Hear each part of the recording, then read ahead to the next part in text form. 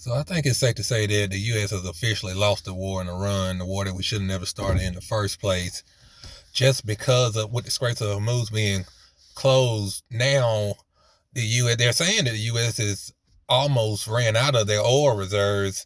They say it could be completely out in like a couple of weeks. That's just a rumor. I don't know the exact time frame of when we will actually run out, but I think it's definitely low. And Trump really messed up because he let it get to a point where it's almost about to be a disaster for us, economically, and just mainly just dealing with the lack of oil.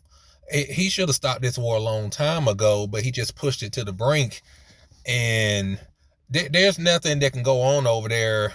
I ain't gonna say nothing, but almost nothing that can go on over there, in my opinion, that could get the U.S. to restart this war. I think Iran would have to like kill a whole bunch of like U.S. soldiers or something. But anything else, like they're saying that a ship got shot by Iran, like I think that was yesterday, and the U.S. Trump is not going to do anything about that, in my opinion.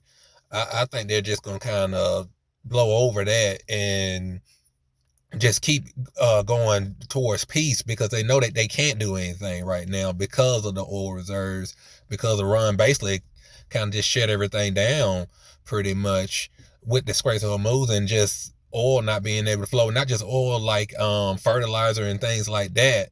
So Iran really had the power in this situation, and the U.S. just misplayed their hand.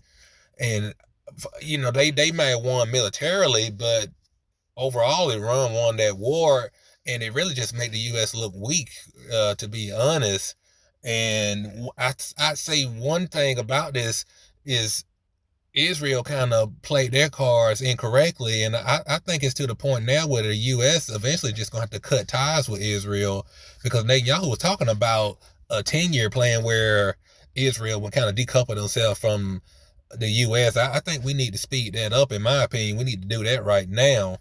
But I think eventually the U.S. will kind of cut ties with Israel, and Israel just going to be out there on their own. They're going to have to kind of handle things on their own. If they want a greater Israel, then they need to do it on their own without the U.S. money, without us sending all our weapons over there.